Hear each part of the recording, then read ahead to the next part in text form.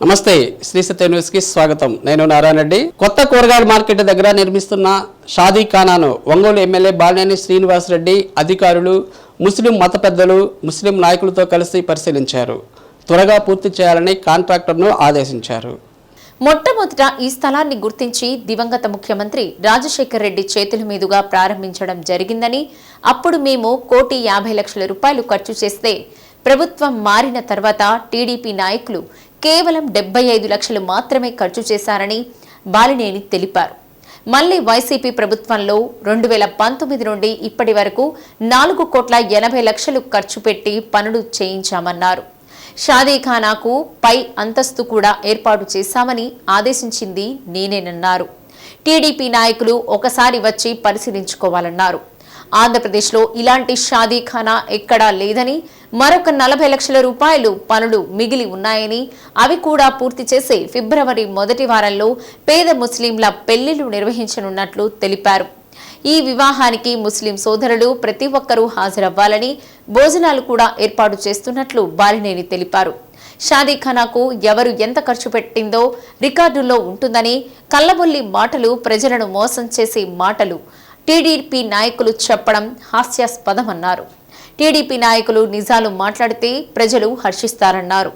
కార్యక్రమంలో mayor Gangada Sujatha, commissioner Venkateswararao, corporator Bethamshetty Sailaja, రాష్ట్ర Haj committee director Mohammed Basha, AMC మాజీ చైర్మన్ అయినభతిన ఘనశ్యాం, జిల్లా మహిళా అధ్యక్షురాలు Tammineni Madhavi, deputy vice chairman Velanati Madhavarao, Ganta Ramanaidu, minority cell జిల్లా అధ్యక్షులు Jaleel Khan, corporator Imtiaz, Nazir, Munna, censor board మాజీ సభ్యుడు Shahjahan, Khader Aziz, finance corporation director Basha, Abdul Khurdas, ముస్లిం పెద్దలు, ముస్లిం నాయకులు, కార్పొరేటర్లు, వైసీపీ నాయకులు పాల్గొన్నారు.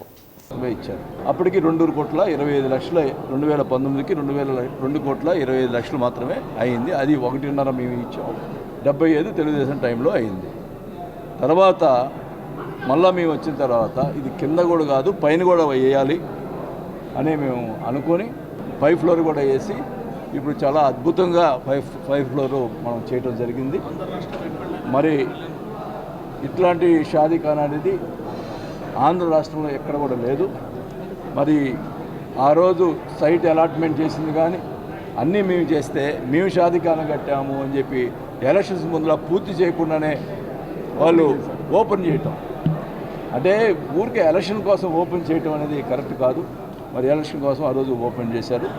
ఈరోజు అయితే మొత్తం మేము కూడా 4,80,00,000 వరకు మేము చేయటం జరిగింది. వాళ్ళు కేవలం తెలుగుదేశం టైంలో 75 లక్షలు మాత్రమే చేశారు. ఇది రికార్డెడ్గా ఉంది. కావాలంటే వాళ్ళు మున్సిపాలిటీలో కానీ ఎక్కడైనా తెప్పించి మాట్లాడమనండి. ఈ ఇన్ఫర్మేషన్ యాక్ట్ తీసుకొని మాట్లాడండి. ప్రజలను మోసం అయితే చేయొద్దు, అబద్ధాలు చెప్పదు. ఇంకా 40 లక్షలు పనులు అంటే ఇప్పుడు పెళ్ళిళ్ళు చేసుకునే దానికైతే ఇబ్బంది లేదు. ఇంకా లెవెలింగ్ కూడా ఒక 40 లక్షలు కావాలని చెప్పి ఇప్పుడే చెప్పారు. ఖచ్చితంగా ఆ 40 లెవెలింగ్ కూడా సంబంధించినటువంటి బయట ఉన్నటువంటి లెవెలింగ్ కూడా మేము చేసేదానికి సిద్ధంగా ఉన్నాం. టోటల్గా మేమే అధిక భావం పెట్టడం జరిగింది. ఇప్పుడు త్వరలోనే ఈ ఫస్ట్ వీక్లో 1-2 పెళ్ళిళ్ళు కూడా మేము చేసే ఏర్పాటు చేస్తాం.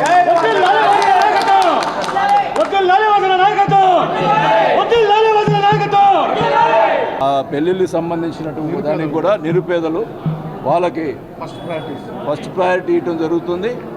ఆ పెళ్ళిళ్ళకి కూడా ముస్లిం సోదరులు అందరూ కూడా ఆ నిరుపేదల దంపతుల్ని ఆస్వాదించడానికి రండి. మొత్తం కూడా ఆ పెళ్ళిళ్ళకి సంబంధించినటువంటి భోజనాలు అన్నీ కూడా నేనే ఏర్పాటు చేస్తాను. ఒంగోలులో ముస్లిం సోదరులు అందరూ కూడా ఆ పెళ్ళిళ్ళకి మొదట జరగబో శుభకార్యానికి అందరూ కూడా ముస్లిం సోదరులు వచ్చి ఆ పేద దంపతులని ఆశీర్వదించాలని చెప్పి కూడా కోరుకుంటా ఉన్నాను. నేను రంగులు వేసి ప్రచారం మాట్లాడడం కాదు, క్లియర్గా ఉన్నటువంటి కాగితాలు ఉన్నాయి, మున్సిపాలిటీ డేట్స్ ఉన్నాయి. అది కరెక్టా కాదో ఒకసారి చూడండి, వాళ్ళని చెప్పమనండి. ఇన్ఫర్మేషన్ యాక్ట్ తీసి చెప్పమనండి. ఎందుకు మోసం చేసి డబ్బాలు కొట్టుకుంటారు? ఉన్న విషయం చెప్పమండి. ఇది మటుకి వాస్తవం, ఇది జరిగింది. మరి నేను క్లియర్గా చెప్తా ఉన్నాం. మేము పెళ్ళిళ్ళు చేసి చూపిస్తాం.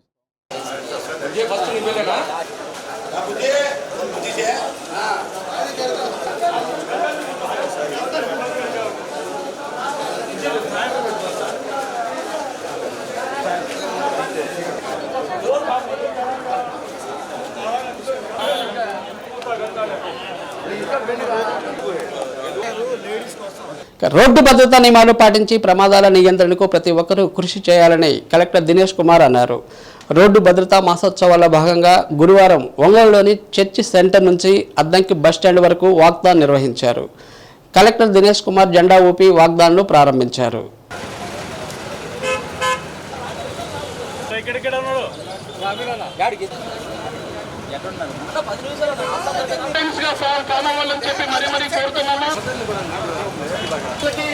అదేవిధంగా భారీ వాహనాలు మధ్య వాకథాన్ ర్యాలీని వారు ప్రారంభిస్తారు.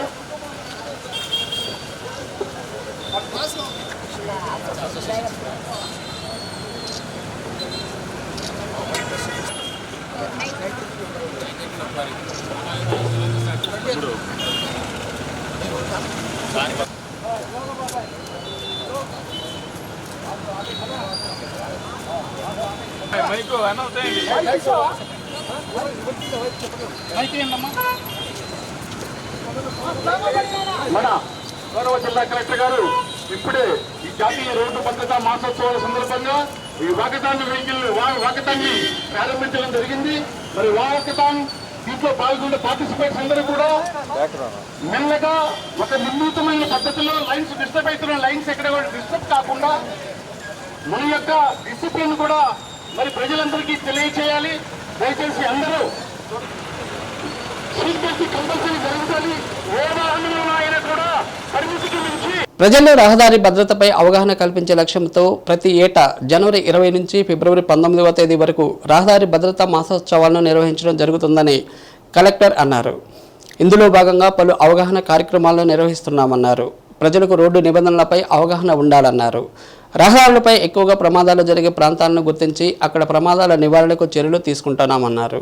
గత ఏడాదితో పోలిస్తే జిల్లాలో రహదారి ప్రమాదాల మరణాలు 15%, క్షతగాత్రులు 30% తగ్గుదల నమోదైందన్నారు. కార్యక్రమంలో deputy transport commissioner Susheela, RIMS superintendent Bhagwan Naik, motor vehicle inspector తదితరులు పాల్గొన్నారు.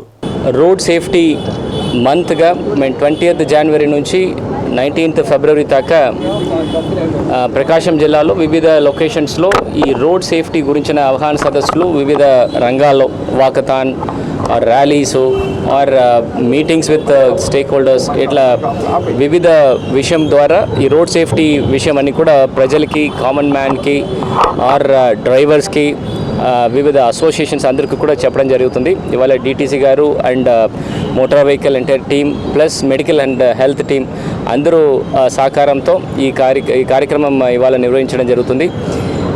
మన జిల్లాలోనే ప్రతి నెలలో ఈ road safety district road safety committee meeting చాలా సక్రమంగా జరగడం జరుగుతుంది.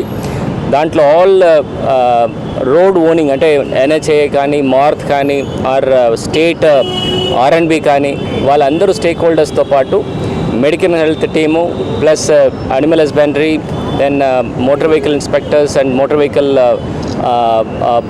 పర్సనల్స్, ముఖ్యంగా పోలీస్ వాళ్ళ ఆధ్వర్యంలో SP and collector conduct this district level road safety monitoring committee meetings. దీంట్లో ప్రధానంగా ఎక్కడెక్కడ మనకుంటున్న accident prone areas, vulnerable areas identify చేయడము, అది బ్లాక్ స్పాట్గా అది గుర్తించడము, ఆ లొకేషన్స్లో కావాల్సిన ఇన్ఫ్రాస్ట్రక్చరల్ ఇంటర్వెన్షన్స్ అంటే రోడ్లో ఉంటున్న చిన్న చిన్న మార్పు చేర్పు చేయడము, మరియు అక్కడ ఉంటున్న సైన్ బోర్డ్స్ ఇదన్నీ కూడా ఏర్పాటు చేసేసి ఎక్కడెక్కడ యాక్సిడెంట్ జరుగుతుందో దానికి ఉన్న నంబర్స్ అక్కడ నుంచి ప్రివెంట్ చేయడము ముఖ్య ఉద్దేశం ఇది.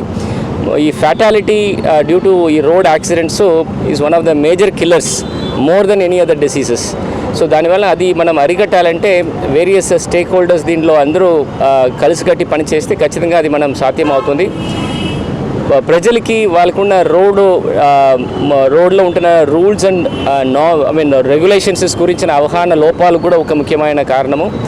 సెకండ్ డ్రింక్ అండ్ డ్రైవ్ విషయము, థర్డ్ ఓవర్ స్పీడింగు, మూడవది వివిధ న్యాచురల్ విషయం, ఫర్ ఎగ్జాంపుల్ వర్షం ఉంటున్నప్పుడు ఆర్ ఫాగీ సిచ్యువేషన్స్లో కూడా వివిధ ప్రమాదాలు జరిగి చాలా ఉయిర్ సేదం జరగడం జరుగుతుంది. ఇదన్నీ కూడా ప్రివెంట్ చేయడానికి ప్రత్యేక చర్యలు ప్రతి ఒక్క విషయంలో మనం ఇక లాస్ట్ 1-2 ఇయర్స్గా మనం తీసుకోవడం జరుగుతుంది. దాదాపుగా 15 ముఖ్యమైన black spots all across the districts గుర్తింపు చేసి దానికి కావాల్సిన ఇన్ఫ్రాస్ట్రక్చర్ రిక్వైర్మెంట్స్ గురించి దాదాపుగా ఒక 9 కోట్ల రూపాయలు. 75వ గణతంత్ర దినోత్సవానికి సంబంధించి పోలీస్ పెరేడ్ గ్రౌండ్లో నిర్వహించనున్న కార్యక్రమాల్లో భాగంగా సన్నాహక ఏర్పాట్లను ఎస్పీ మల్లిక గారు పరిశీలించారు. పోలీసు బలగాలు, హోంగార్డులు, ఎన్సీసీ విభాగాల నుంచి 6 ప్లటూన్లు ఈ ప్రదర్శనలో పాల్గొన్నాయి. పోలీసుల నుంచి ఎస్పీ గౌరవ వందనం స్వీకరించారు. పోలీసు బలగాల పెరేడ్ను కూడా పరిశీలించి కవాతులు ఎటువంటి అవాంతరాలు దోషరహితం లేకుండా నిర్వహించేందుకు కొన్ని సూచనలు చేశారు.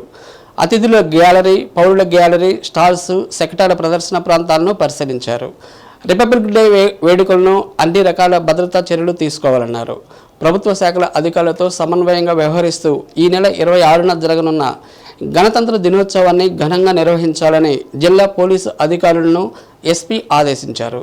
కార్యక్రమంలో అదనపు ఎస్పీ కె నాగేశ్వరరావు, ఏఆర్ అదనపు SP Ashok Babu, SP DSC B Maryadasu, AR DSP Venkateswararao, ICCR inspector Durgaprasad, ఆర్ఐలు శ్రీహర్ రెడ్డి, సీతారాం రెడ్డి సిబ్బంది పాల్గొన్నారు.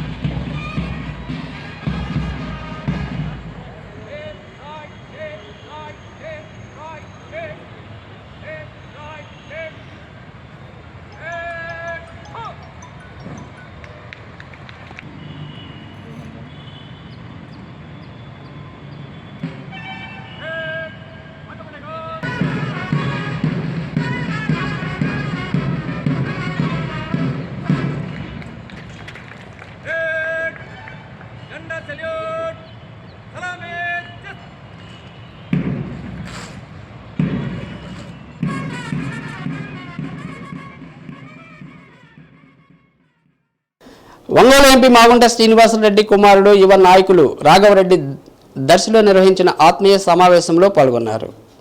నగర పంచాయతీ కౌన్సిలర్ విసి రెడ్డి కొత్తపాలెంలో తన నివాసంలో ఏర్పాటు చేసిన కార్యక్రమంలో రాఘవరెడ్డి పాల్గొన్నారు. అనంతరం నియోజకవర్గ పరిధిలోని మండలాల్లో పర్యటించారు. తాళూరు జెడ్పీటీసీ సభ్యుడు మారం వెంకటరెడ్డిని మాగుంట రాఘవరెడ్డి పరామర్శించారు. ఇటీవల కంటికి సంబంధించిన వ్యాధితో బాధపడుతూ శస్త్రచికిత్సలు చేయించుకోవడంతో ఆయన ఇంటికి వెళ్లి ఆరోగ్య విషయాలు తెలుసుకున్నారు. ఈ కార్యక్రమంలో వైసీపీ నాయకులు, మాగుంట అభిమానులు పాల్గొన్నారు.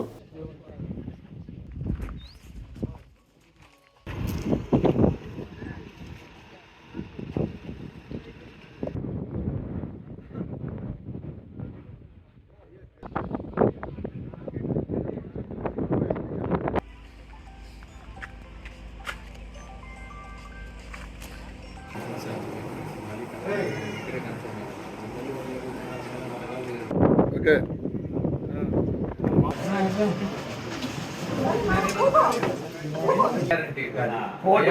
ఏందనేది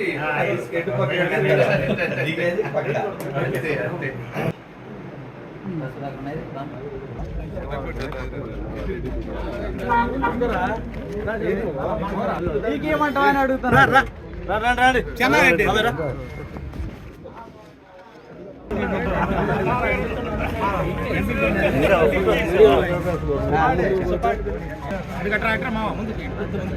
పాదం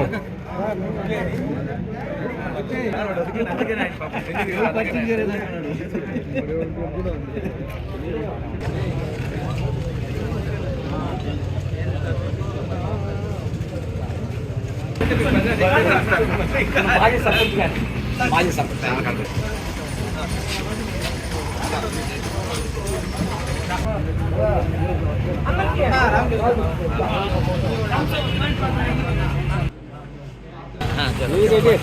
నియోజకవర్గ స్థాయి ఆడుదాం ఆంధ్ర పోటీలను ఒంగోలు ఎమ్మెల్యే బాలినేని శ్రీనివాసరెడ్డి మినీ స్టేడియంలో ప్రారంభించారు.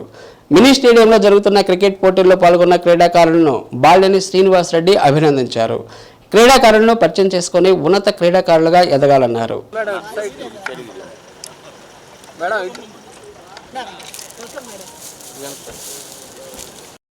ఈ సందర్భంగా క్రికెట్ ఆడి క్రీడాకారులను ఉత్సాహపరిచారు.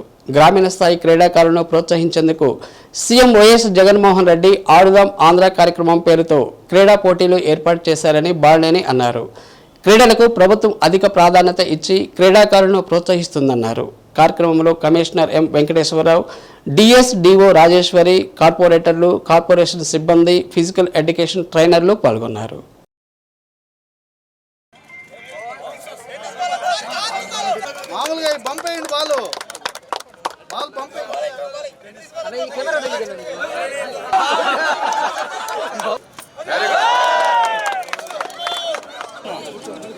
చేపెట్టగలనా ఇలా చూడన్నా. Okay okay sir.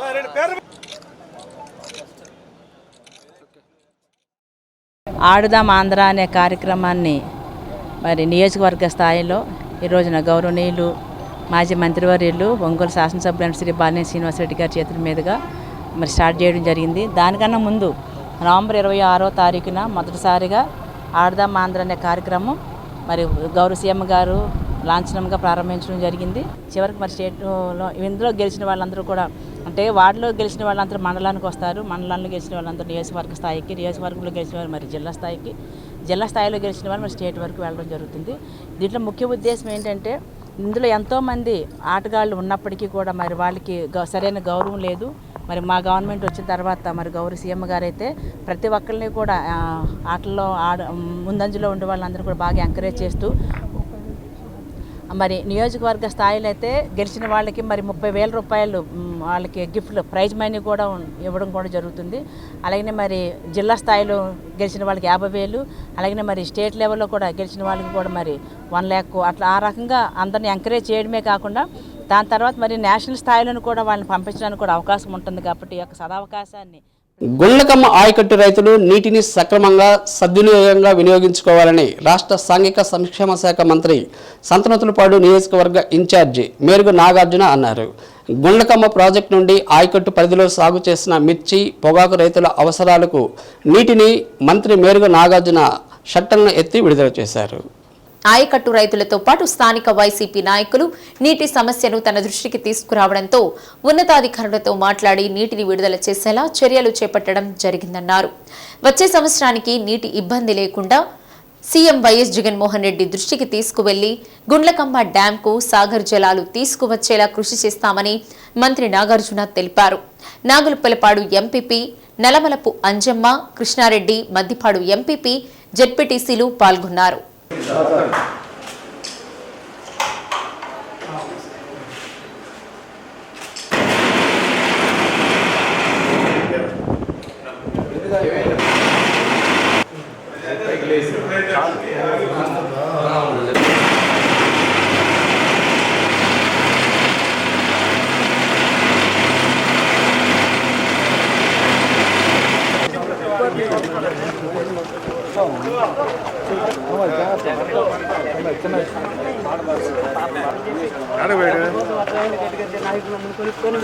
మంత్రులు చేసి రాజధానికి పంపిస్తే వాళ్ళ చట్టాలను ధిక్కరించి సమాజాన్ని ఎక్కిరించి అప్పుడు మీరు పంపించి పరిపాలిస్తున్నాడు. వద్దు వద్దు బాబు, నీ పాలన ఎప్పుడు బాబు ఎన్టీఆర్ చేసినట్టే అందరినీ చేస్తావు.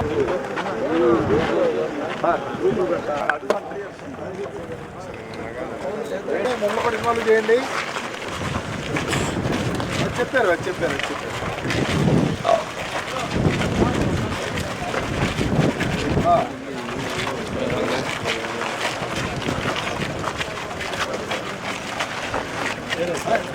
రెడీ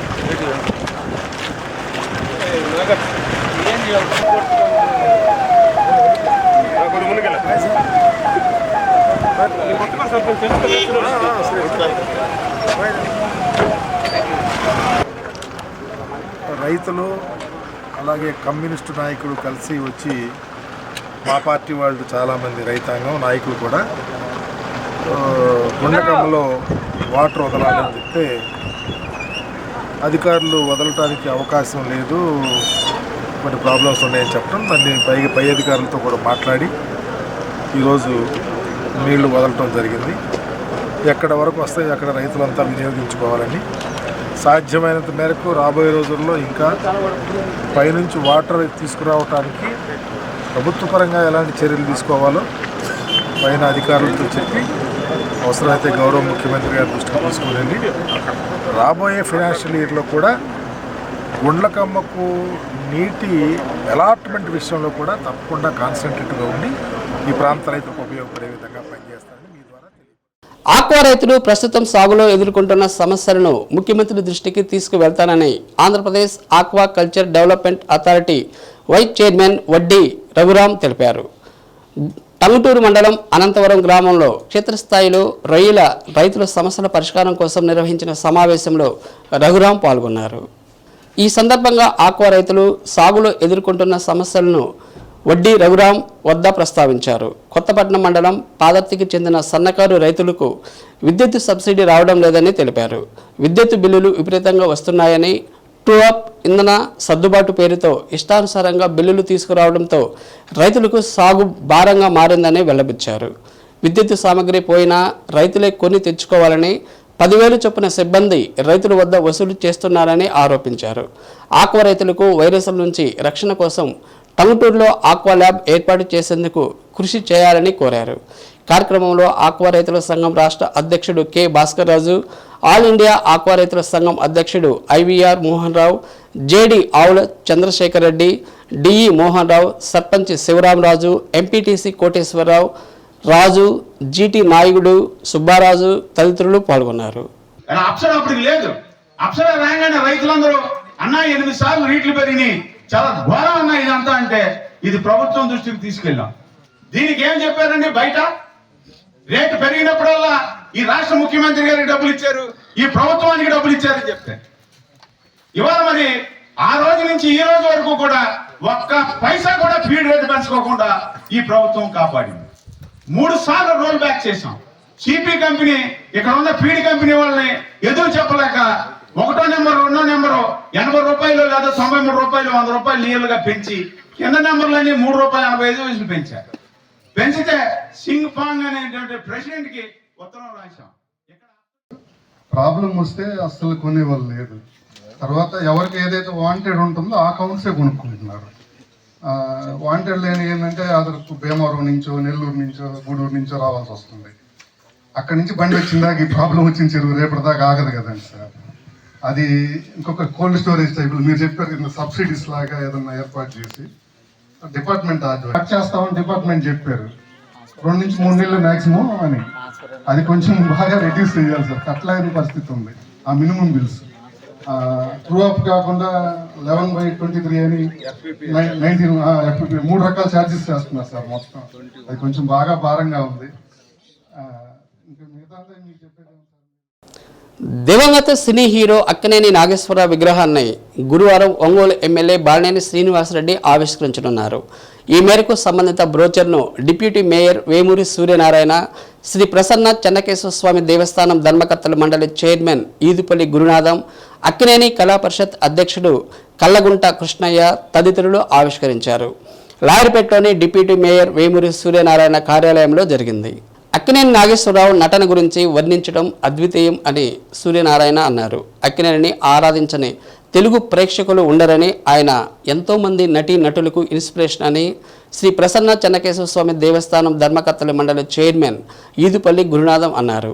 అక్కినేని కళా పరిషత్ అధ్యక్షులు కల్లగుంట కృష్ణయ్య మాట్లాడుతూ కూరగాయల మార్కెట్ వద్ద ఏర్పాటు చేసిన అక్కినేని నాగేశ్వరరావు విగ్రహానికి పెద్ద మనస్సు అందించి విగ్రహ దాతగా ముందుకు వచ్చిన ఎమ్మెల్యే బాలినేని శ్రీనివాసరెడ్డికి ప్రత్యేకంగా కృతజ్ఞతలు తెలిపారు.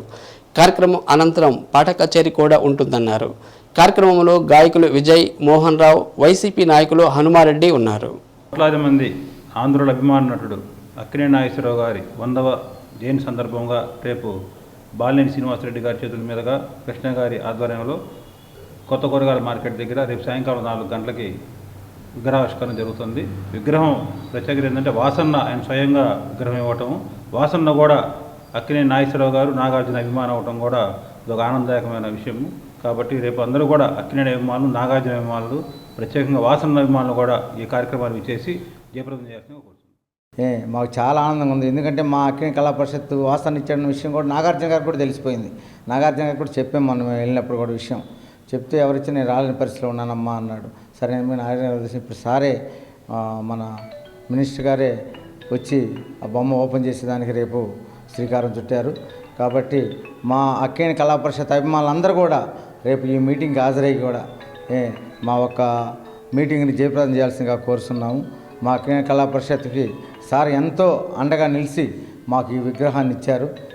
వాళ్ళకి జన్మలకి మా అక్కినేని కళా పరిషత్ మెంబర్స్ అందరం కూడా రుణపడి ఉంటామని చెప్పి మా గౌరవ అధ్యక్షులు కానీ మేము కానీ అందరం కూడా వాళ్ళకి శిరసించి పాదాభివందనం చేస్తున్నామండి.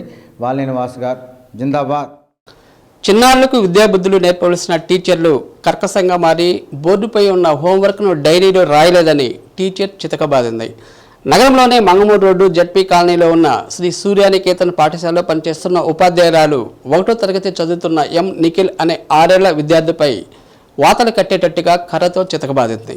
విద్యార్థి తల్లిదండ్రులు పాఠశాల యాజమాన్యంతో మాట్లాడగా మీ పిల్లవాడు పాఠశాలకు రాలేదని పొంతం లేని సమాధానం చెప్పారని విద్యార్థి తల్లి పావని తెలిపింది. ఉదయం 9 గంటలకు పాఠశాలలో తాము వదిలిపెట్టామని, సాయంత్రం 5 గంటలకు పాఠశాల నుండి కమిలిన గాయాలతో పిల్లవాడు ఇంటికి రావడం జరిగిందని తెలిపారు. చివరకు పాఠశాల యాజమాన్యం విద్యార్థిని కొట్టినట్లుగా అంగీకరించారని, పాఠశాల యాజమాన్యంపై చర్యలు తీసుకోవాలని తల్లి పావని కోరారు.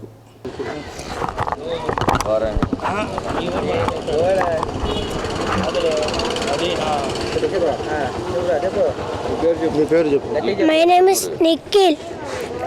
I am studying first class. My school name is Sri Surya Vidyanaketan Volunteer School. My madam name is Deepa. My madam stick to kottindi. Stick to.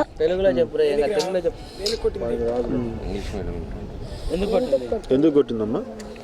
Dairy రాయలేదని కొట్టింది. ఏం తీసుకొని కొట్టింది? కర్రతో. మద్దిరాల నిఖిల్ శ్రీ సూర్య స్కూల్లో ఫస్ట్ క్లాస్ చదువుతున్నాడు.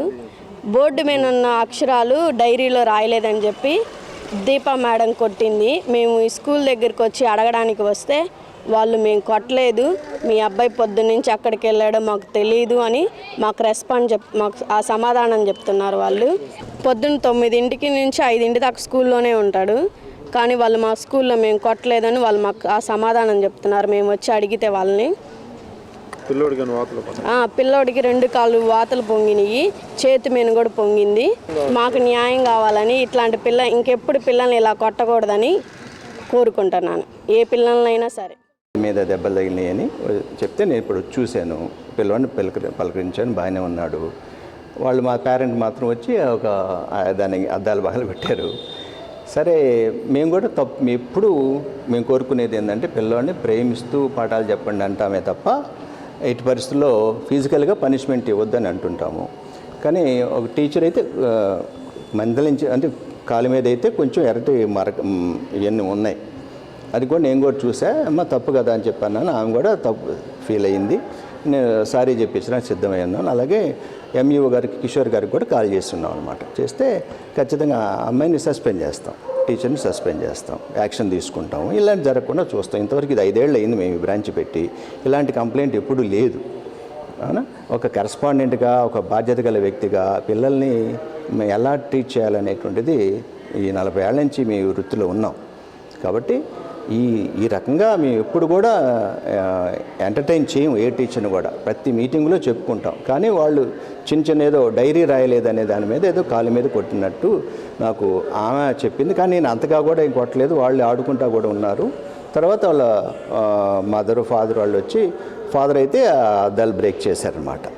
అది నేను సరే మాట్లాడదామండి, ఆమె ఓకే అది తప్పేను, అది సారీ చెప్తుంది. తర్వాత మేము డిపార్ట్మెంట్ వాళ్ళు కూడా ఫోన్ చేసాము, వాళ్ళు సస్పెండ్ చేయమన్నారు, చేసాము, అయిపోయింది.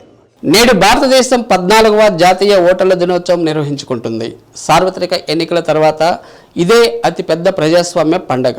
అర్హులైన ఓటర్లందరూ ఓటు హక్కు వినియోగించుకున్నప్పుడే ప్రజాస్వామ్యానికి నిజమైన పండుగ రోజు. ఆ దిశగా ప్రజలను చైతన్యపరచడమే ఓటర్ల దినోత్సవం ముఖ్య ఉద్దేశం. జాతీయ ఓటర్ల దినోత్సవం ఆవిర్భావం ఎంతో ఆసక్తికరంగా జరిగింది. 2010 సెప్టెంబర్లో భువనేశ్వర్లో నిర్వహించిన ఒక ప్రజా కార్యక్రమంలో పాల్గొన్న వారిలో నుంచి ఒక యువకుడు లేచి 18 ఏళ్ల వయసు రావడం అనేది సంబరం చేసుకోవాల్సిన సందర్భం కాబట్టి ఏడాదిలో కనీసం ఒకరోజైనా 18 ఏళ్ల వారు పండగ చేసుకోవడానికి కేటాయించాలి అని కోరారు. ఆ భావన నుంచే జాతీయ ఓటర్ల దినోత్సవం ఆవిర్భవించింది. ఎక్కువ మంది యువ ఓటర్లను ఎన్నికల ప్రక్రియలో పాల్గొనేలా ప్రోత్సహించేందుకు తొలిసారిగా జాతీయ ఓటర్ల దినోత్సవాన్ని జనవరి 25, 2011న ప్రారంభించారు. 1950లో సరిగ్గా అదే తేదీన ఎన్నికల సంఘం ఆవిర్భవించింది. ఆ మరుసటి రోజే భారత్ గణతంత్ర రాజ్యాంగంగా అవతరించింది. ఏటా జనవరి 25వ తేదీన ఓటర్ల దినోత్సవంగా జరపాలన్న నిర్ణయం మేరకు మొట్టమొదటి జాతీయ ఓటర్ల దినోత్సవాన్ని నాటి రాష్ట్రపతి ప్రతిభా పాటిల్ ఘనంగా ప్రారంభించారు.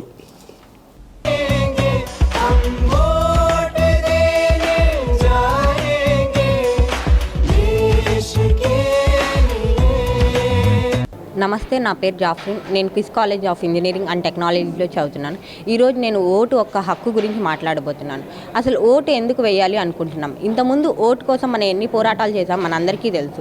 ఓటు కోసం మనం ఎంత దూరం వెళ్ళామో కూడా మనకు తెలుసు.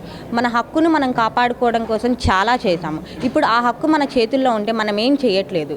మనం ఆ ఓటుని కనీసం ఉపయోగించుకోవడం కూడా లేదు.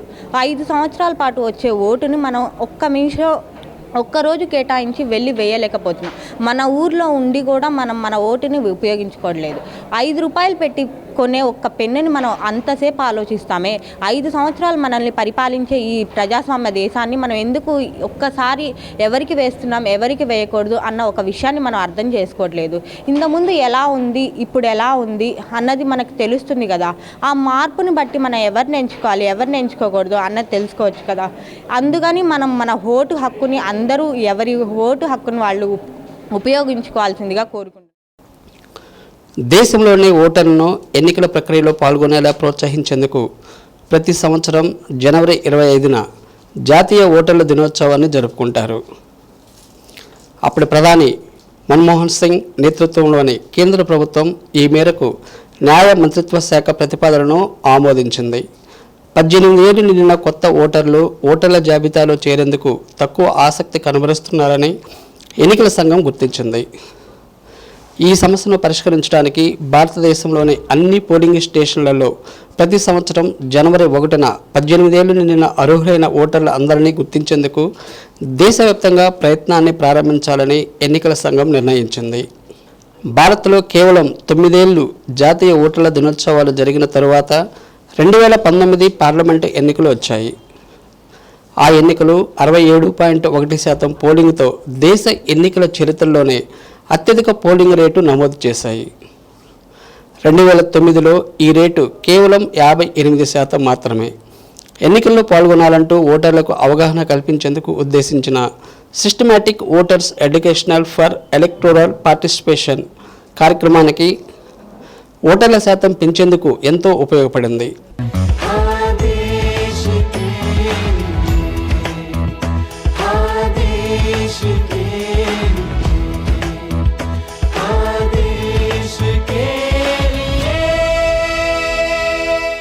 I'm Meghna Mupparaju. I'm studying in QIS College of Engineering and Technology.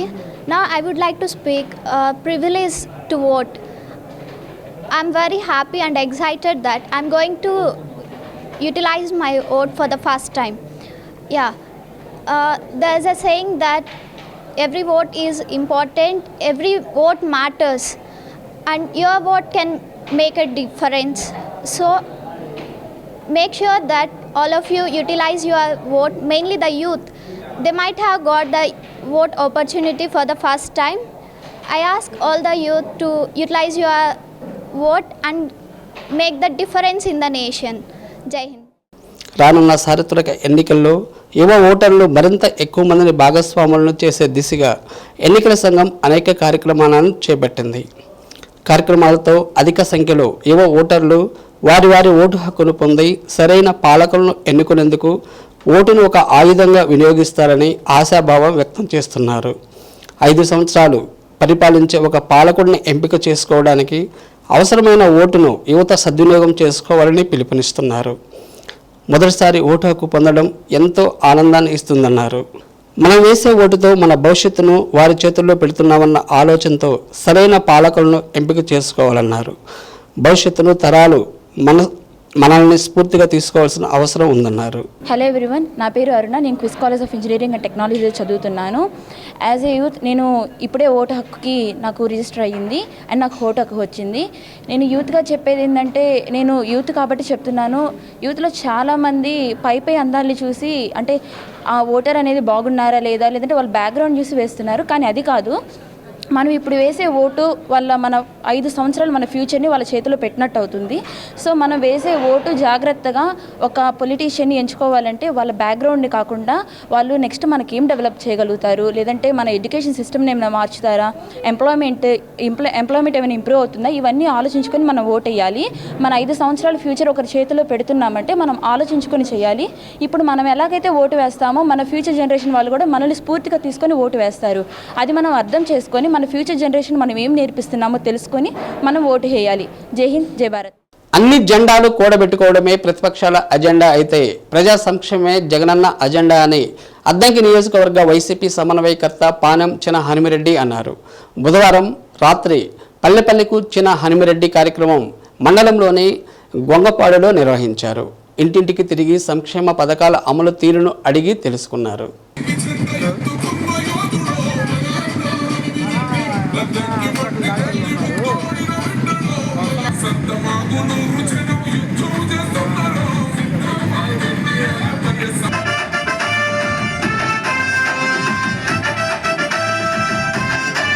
Jagananna పాలనలో సంక్షేమ పథకాలు అందని ఇల్లు లేదని హనుమిరెడ్డి అన్నారు. అద్దంకిలో వైసీపీని గెలిపించుకొని జగనన్నకు బహుమతిగా అందించాలన్నారు.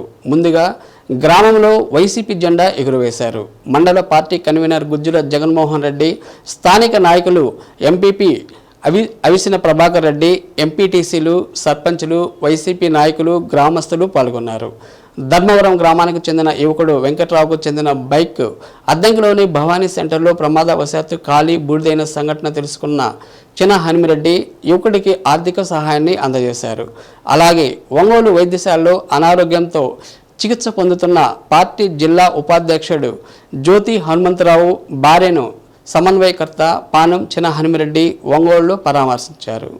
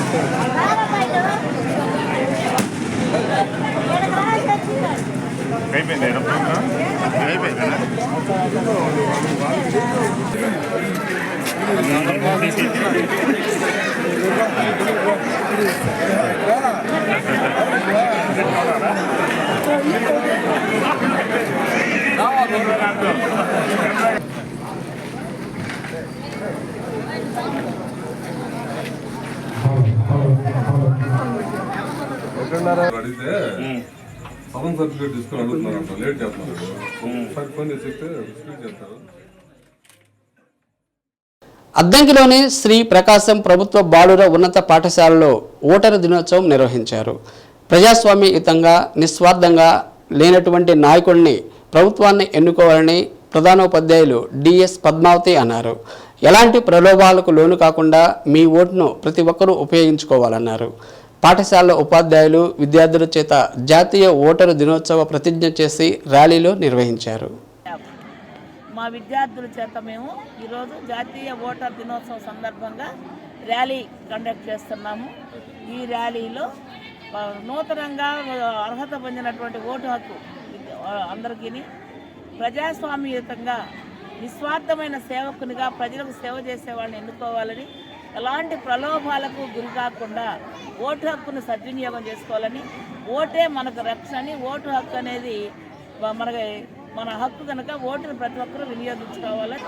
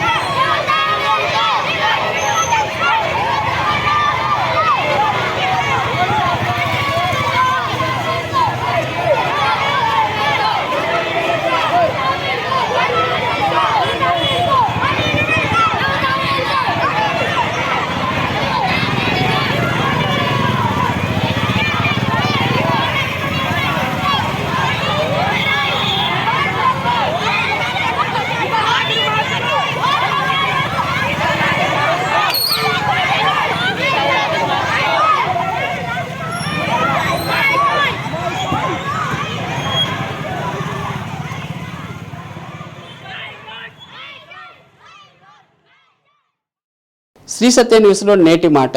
చిన్నప్పుడు దేన్నైనా పట్టుకొని నడవటం నేర్చుకున్నట్లే పెద్దయ్యాక దేన్నైనా తట్టుకొని నిలబడటం అలవాటు చేసుకోవాలి. శ్రీ సత్య న్యూస్ ఎంతో సమాప్తం. నిరంతరం చూస్తూ ఉండండి శ్రీ సత్య న్యూస్. మరో బుల్టన్లో మళ్ళీ కలుద్దాం. నమస్కారం.